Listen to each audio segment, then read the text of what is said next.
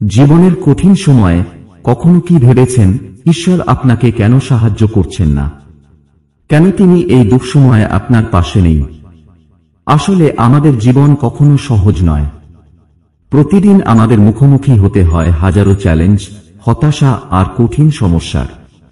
কখনো মনে হয় সবকিছু হাতছাড়া হয়ে যাচ্ছে।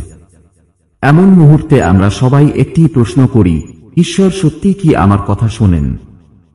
যখন মনে হয় সমস্ত দরজা বন্ধ, যখন ভেতরের শক্তিটুকুও শেষ হয়ে যায়, তখনই ভরসার একমাত্র আলো হয়ে ওঠেন ঈশ্বর। কিন্তু প্রশ্ন হল, আমরা কি সঠিকভাবে তাকে স্মরণ করি? অসংখ্য মানুষ বলে থাকে, আমি প্রার্থনা করি কিন্তু কোনো ফল পাই না। তাহলে ঈশ্বর আমাদের ডাক শুনতে পান কি? কিন্তু বাস্তবতা হল, ঈশ্বর আমাদের প্রত্যেকের ডাক শোনেন। তবে সাড়া দেন তখনই যখন আমরা তাঁকে যথার্থভাবে স্মরণ করি।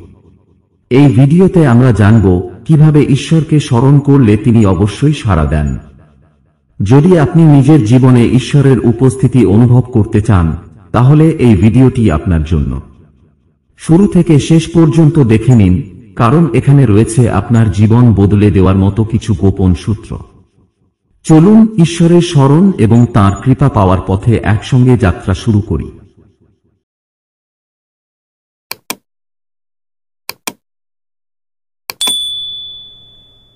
ঈশ্বরের প্রতি অটল বিশ্বাস, গভীর ভক্তি এবং প্রেম হল তাঁর কৃপা লাভের প্রথম ধাপ। যখন আমরা সম্পূর্ণ বিশ্বাস নিয়ে তাঁর প্রার্থনা করি, তখন ঈশ্বর সাড়া দেন। এক্ষেত্রে আমাদের মনে পড়ে মহাভারতের দ্রৌপদীর কথা। তিনি যখন ভরা রাজসভায় বিপদে পড়েছিলেন, তিনি কৃষ্ণকে মনে প্রাণে ডেকে রক্ষা পেয়েছিলেন। তাই প্রতিদিন অন্তত কিছু সময় নির্জনে বসে ঈশ্বরের নাম জপ করুন। মনে রাখবেন, প্রার্থনার সময় সন্দেহকে দূরে রেখে নিজেকে তাঁর হাতে সমর্পণ করতে হবে। জীবনের সংকট আসলে ঈশ্বরের পরীক্ষা। অনেক সময় প্রার্থনার উত্তর পেতে দেরি হয়, তবে এর অর্থ এই নয় যে ঈশ্বর আমাদের ভুলে গেছেন।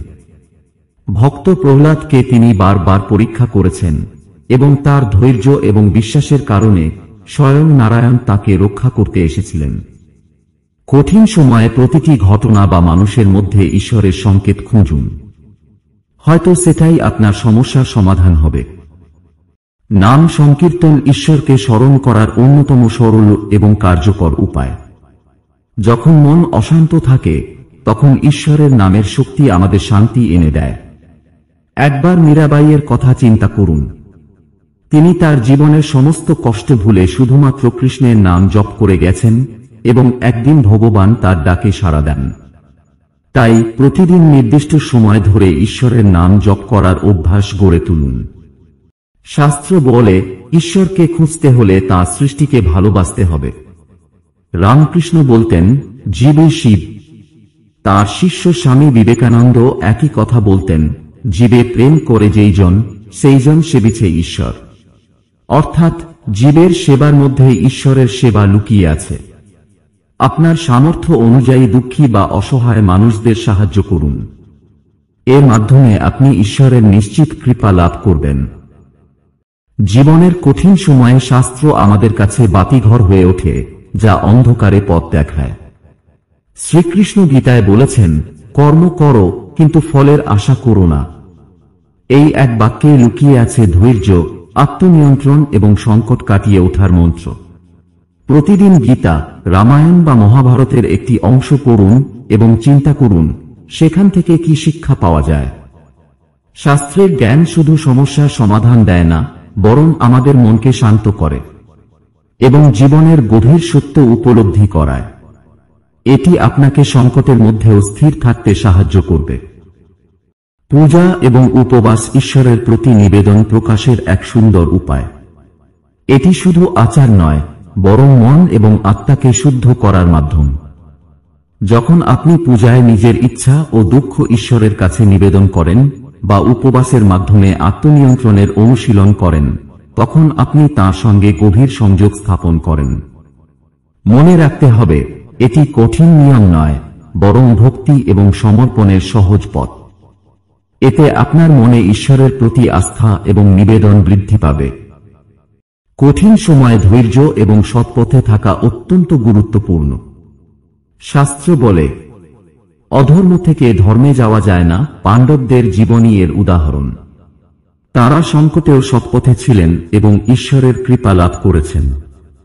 নিজের কাজে সততা বজায় রাখুন এবং অন্যের ক্ষতি না করে নিজের সমস্যার সমাধান খুঁজুন।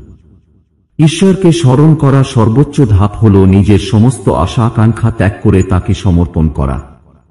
ভক্ত সুদামার মতো যদি আমরা নিজেকে পুরোপুরি ঈশ্বরের হাতে ছেড়ে দিই, তবে তিনি আমাদের সবকিছু প্রদান করবেন। ঈশ্বরের প্রার্থনার সময় বলুন, হে প্রভু, আমি কিছু চাই না, শুধু তোমার কৃপা থেকে বঞ্চিত করো না। ধ্যান এবং যোগ হল ঈশ্বরের শক্তিকে অনুভব করার উপায়। বুদ্ধদেব কঠিন তপস্যার মাধ্যমে ধ্যান করেছিলেন এবং জ্ঞান লাভ করেছিলেন। প্রতিদিন অন্তত 10 মিনিট ধ্যান করুন এবং ঈশ্বরের কোনো মন্ত্র জপ করুন। এটি আপনার মনকে স্থির এবং আত্মাকে শক্তিশালী করবে। কৃতজ্ঞতা ঈশ্বরের সঙ্গে সম্পর্ক গভীর করে। প্রতিদিনের ছোট ছোট বিষয়েও কৃতজ্ঞ থাকুন।